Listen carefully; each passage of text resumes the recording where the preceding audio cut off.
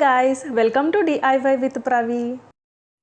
మీరు మా ఛానల్ని ఫస్ట్ టైం కనుక చూస్తున్నట్లయితే please subscribe to our channel and పక్కనే ఉన్న బెల్ ఐకాన్ని నోటిఫికేషన్స్ కోసం యాక్టివేట్ చేసుకోండి.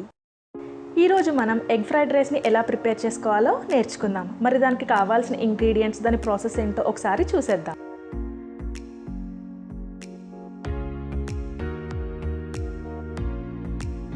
ముందుగా ఒక కడాయిలో 2 స్పూన్స్ ఆయిల్ వేసుకొని అది వేడెక్కిన తర్వాత 3 ఎగ్స్ని పగలగొట్టుకొని దాంట్లో కొద్దిగా ఉప్పు కూడా వేసుకొని మనం ఎగ్ బుర్జీకి ముక్కలుగా ఫ్రై చేసుకుంటాం చూడండి, అలాగా ఫ్రై చేసుకొని పక్కన పెట్టుకోవాలి.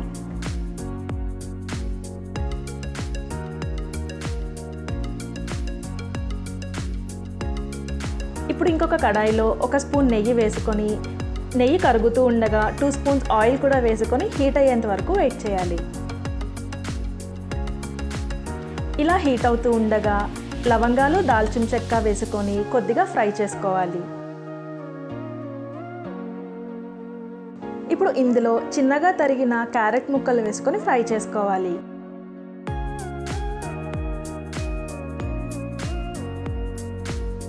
క్యారెట్ ముక్కలు ఫ్రై అవుతూ ఉండగా చిన్నగా కట్ చేసుకున్న క్యాప్సికమ్ ముక్కల్ని కూడా వేసుకొని ఫ్రై చేసుకోవాలి.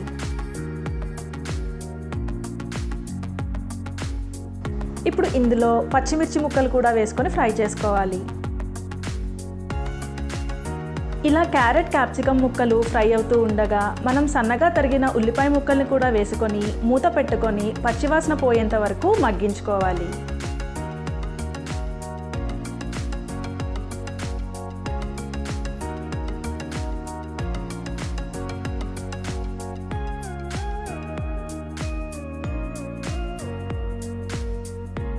ఉల్లిపాయలు ఇలా మగ్గుతూ ఉండగా అల్లం వెల్లుల్లి పేస్ట్ వేసుకొని పచ్చివాసన పోయేంత వరకు ఫ్రై చేసుకోవాలి.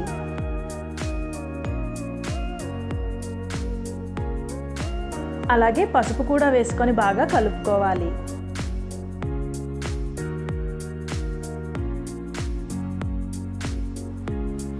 ఇప్పుడు ఇందులో తగినంత ఉప్పు కూడా వేసుకొని కలుపుకోవాలి.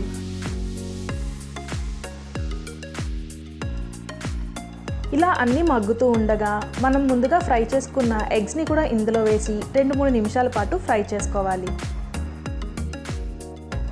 ఇప్పుడు ఇందులో మనం ముందుగా ఉడికించుకున్న రైస్ని వేసుకొని కలుపుకోవాలి. రైస్ని ఉడికించుకునేటప్పుడు అలా డ్రైగా ఉడికేలా చూసుకోండి, లేదంటే మనకి ఫ్రైడ్ రైస్ మెత్తగా అయిపోతుంది, పొడి పొడిగా రాదు. ఇలా రైస్ వేసుకొని బాగా కలుపుకుంటూ 2-3 నిమిషాల పాటు మగ్గించుకోవాలి. మనం సాల్ట్ని ఆల్రెడీ ఎగ్ ఫ్రై చేసుకుంటున్నప్పుడు, ఉల్లిపాయల్ని ఫ్రై చేసుకుంటున్నప్పుడు వేసుకున్నాం కదండి.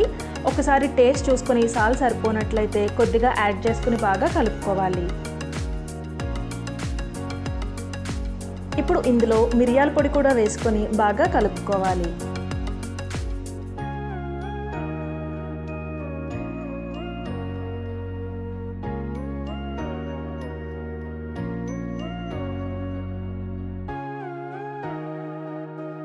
ఇలా కలుపుకున్న తర్వాత తరిగిన కొత్తిమీర కూడా వేసుకొని 2-3 నిమిషాల పాటు మగ్గించుకోవాలి.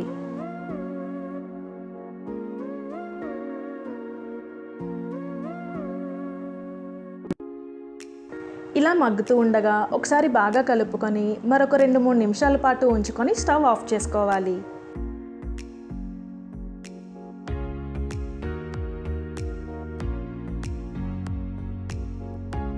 ఇప్పుడు దీన్ని ఒక బౌల్లోకి తీసుకొని సర్వ్ చేసుకుంటే మనకి ఎగ్ ఫ్రైడ్ రైస్ రెడీ. అంతేనండి, ఈజీగా మనం ఎగ్ ఫ్రైడ్ రైస్ని ఎలా ప్రిపేర్ చేసుకోవాలో చూసారు కదా. ఈ ఎగ్ ఫ్రైడ్ రైస్ని మనం బ్రేక్ఫాస్ట్లో కానీ, లంచ్గా కానీ, డిన్నర్గా కూడా చేసుకోవచ్చు. మీరు కూడా ఈ రెసిపీ ట్రై చేసి టేస్ట్ ఎలా ఉందో ఫీడ్బ్యాక్ ఇవ్వండి. మీకు ఈ రెసిపీ కనుక నచ్చినట్లయితే లైక్ చేసి, కామెంట్ చేసి మీ ఫ్రెండ్స్తో షేర్ చేయండి. నెక్స్ట్ రెసిపీ కొబ్బరి పూర్ణం బూరెలతో కలుసుకుందాం. Bye bye.